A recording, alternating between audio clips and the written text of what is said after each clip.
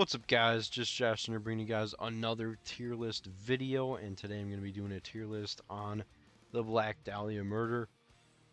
Melodic death metal titans from Detroit, Michigan, and Black Dahlia murder I didn't really fully become a fan of until after the unfortunate passing of Trevor Strnad. Rest in peace, of course. I was aware of them though, for sure, and I'd heard Unhallowed, and I really liked Unhallowed. I had maybe heard Miasma or a couple songs off Miasma, and I thought that was okay. But Nocturnal I really couldn't get into because of the high vocals. It took me a while to get into Trevor's high vocals because they're very kind of screechy and kind of abnormal. But now, of course, I absolutely fucking love his vocals. And I've even been practicing some similar high screams to Trevor as of late recently. But yeah, man. Still really sucks about Trevor.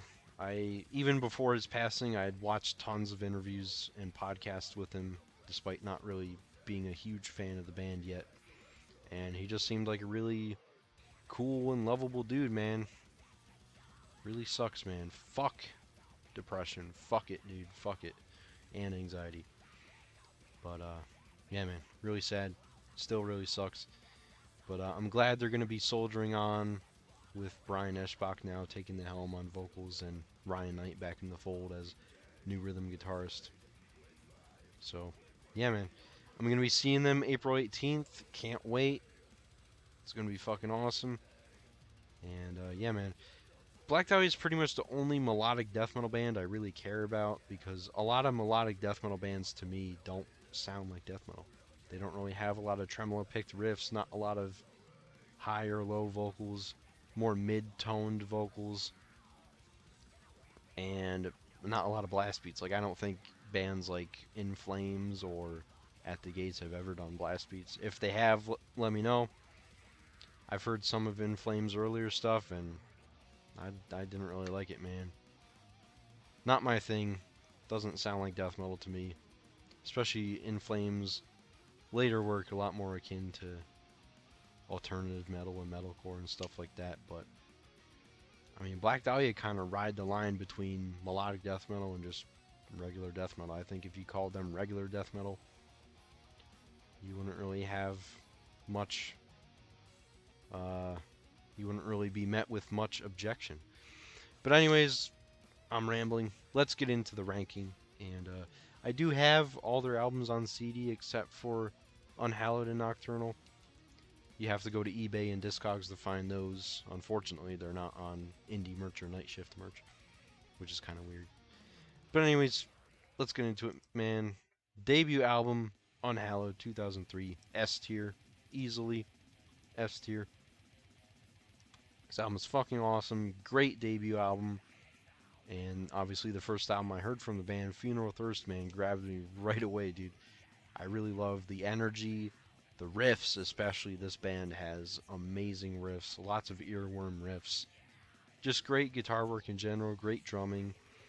Bass, I mean, bass is a bit buried. Mostly it just follows the guitars, which kind of sucks, but it gets a few moments to shine here and there. Like Necropolis from Deflorate has some audible bass lines, and so does I Will Return. But yeah, kind of par for the course with death metal. Usually not a lot of bass can be heard, which really sucks. But yeah. But yeah, Funeral Thirst, like I mentioned, Elder Misanthropy is really good. Contagion is really good. When the Last Grave is Emptied, Thy Horror Cosmic, Hymn for the Wretched, and Apex. Every song on this album is great, but those are just my top favorites. Easy S tier for me. And then we go to 2005's Miasma, the band's second album. And this album's really good as well. The vocals, the high screams kind of sound a bit strained here and there, but definitely a lot more raw and less screechy than they were on Nocturnal, and same for Unhallowed as well. That's probably why I liked Unhallowed more than Nocturnal at the time. But yeah, Miasma, another S tier for me, man. Favorite songs on this album: I'm Charming, Flies, Statutory Ape, A Vulgar Picture, Novelty Crosses, which is probably my favorite song on this album. Novelty Crosses is really fucking good. Miscarriage is pretty good. And the title track, Miasma. Actually, you know what? The title track's my favorite album. Or my favorite song off this album. But, yeah, great party album. Great album to drink to. I mean, the fucking title track video is just them in Las Vegas getting absolutely shit-faced. Which, yeah, if you couldn't tell, that's Las Vegas on the cover. I guess Trevor wanted like a professional piece done, but something happened. I guess maybe they couldn't afford it, or they just couldn't get an artist or something, so they sent some guy to take pictures of Las Vegas. I mean, it's fine, it's cool, it's unique, so nothing wrong with it, I guess. And then that brings us to 2007, their third album, Nocturnal. Man, I don't know. I'm just gonna put this one in S tier. I'm gonna end up having like 5 albums in S tier, but man, this is a really hard band to rank because all these albums are great. You really can't go wrong with any of them. But something has to be last, and it really sucks. But yeah, man, Nocturnal. Everything went black. What a horrible night to have a curse. Of course, 2 classic songs, absolutely classic songs. The title track is amazing. Death Mass Divine, of course. To a Breathless Oblivion, Warborn. Climatic Degradation is pretty good too. Virally Yours, I Worship Only What You Bleed. Great albums, or great songs on this album. And yeah, man, this album is just fucking amazing. You get the appearance of Shannon Lucas on the drums and Bart or Ryan Williams on this album. And man, Shannon Lucas is an absolute powerhouse, one of the sickest drummers. And yeah, man, unfortunately, their last album with John Kay, who was on the first 3 albums as their lead guitar player. But then they got Ryan Knight, man, and as good as John Kay was, Ryan Knight is definitely an upgrade. And that brings us to 2009's Deflorate, which Deflorate is how you say it. A lot of people say Deflorate or Deflorate or something like that, but it's Deflorate. So yeah, this might be an unpopular take, but this, in my opinion, is their best album. I've been really going hard on this album lately. I Will Return has become my favorite Black Dahlia song of all time. And Trevor actually had some critiques for this album in his ranking that he did for, I forget what it was for. It's been posted on many different websites. I forget which website he originally did it for. Maybe Metal Injection or NME or something like that. But he thought the album was like too technical for its own good. And yeah, I can agree. This is probably their most technical album. It doesn't really bother me. But and he also said the guitars he thought were a bit lower in the mix than usual, which maybe in parts I can see, but I don't know. In my opinion, this album has a really tight mix. But yeah, Black Valor, Necropolis, A Selection Unnatural, Denounce Disgraced, Christ Deformed, bro, what a banger. Death Panorama, Eyes of Thousand, That Which Erodes the Most Tender of Things, I Will Return. I mean, this album is just fucking fantastic, and it's my favorite Black Dahlia album. And then we get 2011's Ritual. Unfortunately, their last album with Bart and Shannon. But yeah, this used to be my favorite album, but it kind of got knocked down a peg by Deflorate just because of how short and sweet Deflorate is. And this is one of their longer albums. It's 45 minutes. And Everblack is also 45 minutes, but we'll get into that next. Yeah, the 3 tracks towards the end of the track list, The Grave Robber's Work, The Raven, Great Burning Nullifier, they're not bad, they're not skippable by any means, but once I get to those 3 tracks, it kind of gets to be, you know, okay, wrap it up. I just want to hear Blood in the Ink, because Blood in the Ink, the closing song, is one of my favorites. But yeah, man, A Shrine to Madness, Moonlight Equilibrium, On stirring seeds of salted blood, conspiring with the damned, the window, carbonizing cruciform, malenchantments of the necrosphere, and of course Blood in the Ink. Blood in the Ink's probably my favorite song off this album. The window's really good too, conspiring with the damned, shrine to madness, Moonlight Equilibrium are my top favorites. But yeah, every song on this album is really good, including those three I mentioned, but those three, I don't know, man, kind of bordering on filler, but not quite filler. But definitely weaker songs in their catalog. I don't think any of those have ever been played live, so I don't know. But this one, I will say number 2. Or is it number 2 or number 3? I'll go with number 2. And then we get to 2013's Everblack, the band's 6th album, their first album with Alan Cassidy on drums and Max Lavelle on bass, which great additions to the band. They're still in the band. Really fucking awesome, tight players. And Alan is just a beast on drums, just like Shannon was. All their drummers have been great. I forget what the guy's name on, I think Corey Smith or something like that on Unhallowed, and then Zach Gibson on Miasma. So this band has always had great drummers, great musicians across the board off all their albums. This band is just full of masterful musicians. But yeah, man, In Hell is Where She Waits for Me, Goat of Departure, Into the Everblack, Raped in Hatred by Vines of Thorn is a fucking banger. The guitar line in that chorus, dude, is just fucking mesmerizing.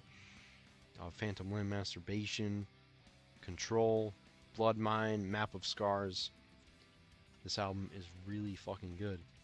I'm going to put this album in A tier, confident A tier. And then we get to 2015's Abysmal, which is one of my favorite album covers of theirs. Is just, if you fold out the digipack here, it just looks like hell. Like, look at that. It just looks like hell. It's incredible. Unfortunately, the album's not quite as good as the artwork. I would say this is their weakest album. But again, all these albums are so good. Even Abysmal, not a bad album by any stretch of the imagination. Fuck no. But I would say probably I would say it's their weakest album. Yeah, which sucks because when you have a band where all their albums are great and you have to rank them, something has to be last, and it sucks. But unfortunately, it's Abysmal for me. But my two top favorite songs on this album are Receipt and Abysmal, and unfortunately, the lyrical content of these songs do take on a far sadder and darker meaning now that Trevor has passed away. The way he passed away, these two tracks definitely allude to the topics of suicide, anxiety, depression, stuff like that. And these two songs are definitely songs I've taken to in those sad boy hours, as the people call it. But yeah, those two songs are fucking incredible. Vlad's Song of the Dragon is really good. Refaced is really good. Threat Level number 3, The Fog, Stygiophobic, Asylum, That Cannot Die, which is Eternally Dead. So yeah, every song in this album is good. Nothing wrong with this album. It's just their weakest, in my opinion. And as I said before, Trevor did rank their albums and give his short thoughts on each of them. And he said Abysmal actually had a more raw and dirty mix originally. But once they turned it into Metal Blade didn't really like it. They wanted them to clean it up a little bit, which is a shame, man, because I definitely do prefer more dirty and raw production in death metal. And Black Dahlia tends to be very clean production, but I mean, it's fine. Nothing wrong with it. But yeah, I would be interested to hear the more raw version of Abysmal, but unfortunately, not a great chance of us ever hearing that. Yeah. Then we get to 2017's Nightbringers. Really good album. The title track is fucking fantastic. Widowmaker, the opening track, is really good. Matriarch, of course, Nightbringers. Jars, Kings of the Night World is a live staple. The Lonely Deceased is my favorite song on this album. The final song, really fucking great song. Really, really fucked up lyrics, but amazing song, dude. Yeah, I would say this album is A tier next to Everblack. Then we get to 2020's Verminous. As of now, the band's final album. I don't know if they're going to make any more music with Brian on vocals. One of the bonus tracks on this album, I don't have the bonus track. I just have the regular tracks that come with the album. But one of the bonus tracks, I forget what it's called, but it actually has Brian on vocals, and he sounds really fucking good. And from the live videos I've seen, he sounds great. Definitely could work more on the low to high switch up that Trevor did, but I'm sure he'll learn in time. I'm sure he'll get comfortable with it. He doesn't need to sound exactly like Trevor, but yeah. My favorite tracks on this album are Verminous, Godlessly, Child of Night, Sunless Empire, The Werewolf's Feast, Dawn of Rats. Dawn of Rats is a really good song, probably my favorite on this album. I don't know what it is, man, but Black Dahlia always has very, very strong album closers, dude. Warborn, I Will Return, Blood in the Ink, Map of Scars was really good. Yeah, The Lonely Deceased, Dawn of Rats is just fucking awesome. But yeah, the final album to feature Trevor on vocals, unfortunately, R.I.P. again to Trevor. And yeah, I mean, if they decide to do any future albums, I'm all for it. But you got 9 great albums here, plenty of songs to choose from for future set lists for the rest of this band's career. So it could really go either way, and I'd be fine either way if they just be a touring band and not release music anymore, or continue to make albums. Either way, I'll support Black Dahlia through and through. And Verminous is a good album, but I would put it second to last. So yeah, guys, that is my tier list for the Black Dahlia Murder. If there's any other Black Dahlia Murder fans watching this, please let me know how you guys would rank these albums down in the comments below. Once again, rest in peace to Trevor Strnad. I'll see you guys in the next video. Peace out.